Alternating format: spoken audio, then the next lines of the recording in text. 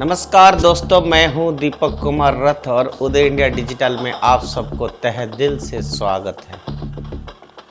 दोस्तों, अंग्रेजी नए साल का आगाज बहुत ही बुरा रहा है, क्योंकि दिल्ली के कंजेवालन की घटना की घुटन खत्म भी नहीं हुई थी।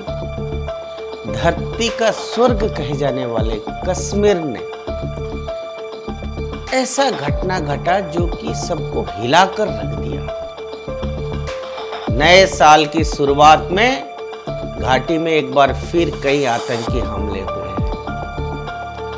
राजौरी जिले के डांगरी गांव में दोहरे हमले में 6 नागरिक मारे गए हैं और 10 घायल हो गए हैं। एक आईईडी विस्फोट में 2 बच्चे की मौत हो गई है, जबकि 4 अन्य उसी स्थान पर घायल हो गए हैं जहां पहले आतंकवादियों ने हमला किया था। कश्मीर पंडितों और कुछ गैर स्थानीय लोगों पर लक्षित और लगातार हमले के साथ पिछले साल में हत्याओं की एक श्रृंखला कश्मीर को हिलाकर रख दिया, जो 1990 के शर्मनाक दिनों की याद दिलाता है आज, जब घाटी में हिंदू समुदाय जामू की सुरक्षित शरण में भाग गया था।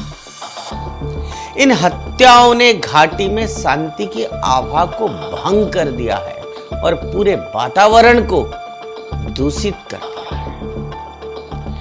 यह भी प्रदर्शित करता है ये कि भारत सरकार द्वारा स्थानीय संविधान के अनुच्छेद 370 को अमान्य करना, जम्मू और कश्मीर में इस्लामी आतंकवाद के निष्प्रभावीकरण में स्वचालित रूप से अनुवाद नहीं करता है। राजौरी में हुए आतंकवादी हमले में इस बात की तहदीक करता है कि जम्मू कश्मीर में आतंकवाद आज भी कायम है। हालांकि कथित तौर पर घुसपैठ पिछले साल 2017 के बाद सबसे निचले स्तर पर पहुंच गई, लेकिन यह रुकी नहीं है। 2022 के दौरान सेना द्वारा नियंत्रण रेखा पर घुसपैठ की प्रयासों को विफल करने की कई रिपोर्ट भी आई है, लेकिन इस तरह की हर घटना को रोकना उसके लिए असंभव है।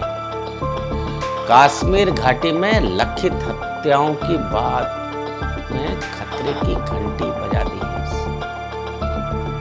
इस तरह से की हत्याएं कश्मीर में स्वतंत्रता आंदोलन की प्रकृति पर सवाल भी उठाती है, जिसे न केवल आतंकवाद के प्रायोजकों द्वारा बल्कि कई शिक्षाविदों और बुद्धिजीवियों द्वारा भी दुनिया भर में अधिकार और न्याय के लिए संघर्ष के रूप में प्रस्तुत किया जाता है। आपको पता है कि अतीत में आतंकवादियों ने अपनी अधिकांश गोलाबारी सुरक्षा बलों पर की थी। वे आमतौर पर राजनीतिक दलों के कार्यकर्ताओं या संदिग्ध मुखबिरों, आमतौर पर राजनीतिक दलों की कार्यकर्ताओं या संदिग्ध मुखबिरों की हत्या करने से बचते थे, क्योंकि कश्मीर समाज इस तरह के कार्यों का अनुमोदन नहीं करता था। यह बदल गया है। नागरिकों की हत्या से जुड़ा कलंक गायब हो गया है। भले ही निवासियों ने कुछ सांकेतिक निंदा की हो और कभी-कभी सांकेतिक विरोध प्रदर्शन में शामिल हुए हो। इसी प्रकार उग्रवादी गर्व से नहीं तो खुले तौर पर हत्याओं का दावा करते हैं। सोचिए आप इस बात को। उनके पास लक्ष्यों की पहचान और स्थानों के बारे में अत्यधिक विशिष्ट खुफिया जानकारी भी होते हैं। हर भारतीय जो इस क्षेत्र में प्रवास करता है, यहां तक कि मजदूर जो अस्थायी काम के लिए कश्मीर गया है और स्थायी निवास की तलाश नहीं कर रहा है, अब उग्रवादियों की नजर में एक वैध लक्ष्य है। दोस्तों, 2022 में अब तक कम से कम 9 प्रवासी मजदूर मारे गए हैं या घायल हो चुके हैं।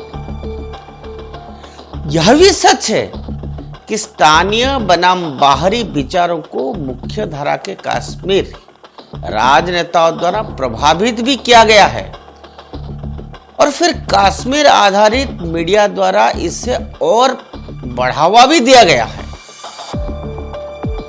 श्रीनगर से सांसद सदस्य और जम्मू कश्मीर के पूर्व मुख्यमंत्री डॉक्टर फारूक अब्दुल्ला ने अप्रैल 2019 में एक रैली का संबोधित करते हुए कहा था, मैं कोट कर रहा हूं, वो सोचते हैं कि वो बाहर के लोग वो लाएंगे, उन्हें यहाँ कश्मीर में बसाएंगे, हमारा आबादी में कम करेंगे। क्या हम सोते रहेंगे? हम इसका घोर विरोध करेंगे। इंशाअल्लाह हम इसके खिलाफ खड़े होंगे। अन्य राजनेताओं के ऐसे कई बयान जहां आपको इसी तरह के उपक्रम मिलेंगे जो गैर कश्मीरियों के बाहरी होने का दवा देते हैं, बढ़ावा देते हैं। स्थानीय तत्वों के समर्थन के बिना कश्मीर में लक्षित हिंदू हत्याएं होने की संभावना नहीं हो सकता है। मानो ये एक प्रकार का मोडस ऑपरेंडी है, चाहे वो 1990 का दशक का हो या 2022 का हो। आप इस तथ्य को ना भूलें कि आबादी के कई वर्ग से कश्मीर में जिहाद को अभी भी मौन समर्थन है। अपने स्वयं के पुरुषों और महिलाओं को खोने के बाद भी तथाकथित पवित्र युद्ध, कोर्ट में पवित्र युद्ध में भाग लेने के लिए वहां एक सामाजिक स्वीकृति भी है।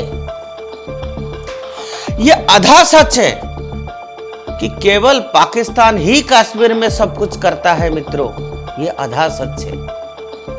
पड़ोसी देश जिहाद को प्रायोजित करता है, लेकिन इसका एक अच्छा हिस्सा स्वदेशी भी है, यह आपको मानना पड़ेगा, और जिससे कट्टरपंथी वर्ग द्वारा बढ़ाया दिया जाता है।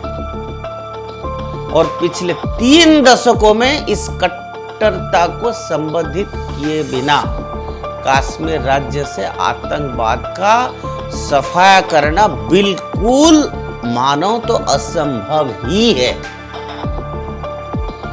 दोस्तों, इस्लामी आतंकवादियों के हाथों काफिरों का खून खराबा कश्मीर में कभी खत्म नहीं होने वाला, ऐसा लगता है और प्रतीत भी हो रहा है। यह कुछ समय के लिए रुक सकता है और ये एक लंबे विराम की तरह लग सकता है, लेकिन ये जारी जरूर रहेगा क्योंकि ये इनकी एजेंडा है। दोस्तों, आखिरकार कश्मीर में जिहाद दुनिया के किसी भी अन्य इस्लामी आतंकवादी आंदोलन की तरह काफिरों के खिलाफ युद्ध है। अफगानिस्तान में तालिबान के कब्जे के बाद कश्मीर में सक्रिय जिहादी तत्वों के हौसले बुलंद ही होते दिख रहा है। अब भले ही मोदी सरकार नया जम्मू कश्मीर बनाने पर ध्यान केंद्रित कर रहा है, लेकिन यह भी ऐसा लगता है कि सभी अल्पसंख्यकों के लिए सुरक्षा की बुनियादी भावना वास्तव में अभी तक पूरी नहीं हुई है। और इसीलिए अब समय आ गया है कि मोदी सरकार कुछ सख्त कार्रवाई करे और हिंदुओं को विश्वास दिलाने के लिए यह सरकार उनकी सुरक्षा के लिए है, ये उनको महसूस भी होनी चाहिए और प्रैक्टिकली जमीन पर ये दिखना भी चाहिए, क्योंकि ये एक लंबा युद्ध है। आप सबको इसके बारे में पता है।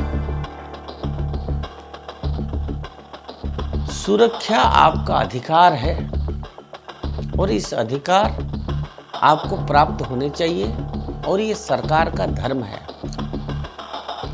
दोस्तों, हिंदुओं के ऊपर अटैक जम्मू में हो या कश्मीर में, ये कोई नई बात नहीं है, मैं मानता हूं उस बात को। लेकिन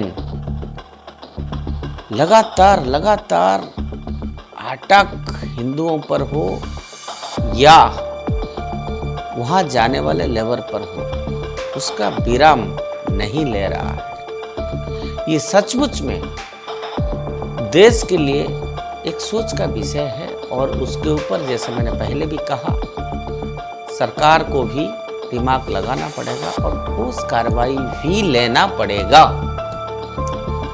मित्रों, कश्मीर के ऊपर लगातार होने वाला घटनाओं के बारे में हम आपके सामने कई न्यूज़ और एनालिसिस आपके सामने रखते आ रहे हैं और ऐसे विचार, ऐसे देश प्रेम से भरे हुए विचार आपको रेगुलर जानने के लिए आपको उदय इंडिया चैनल के साथ जुड़े रहना पड़ेगा और रेगुलर अपडेट्स पाने के लिए आपको बेल आइकन जरूर दबाना पड़ेगा। आज के लिए इतना। भारत माता की जय।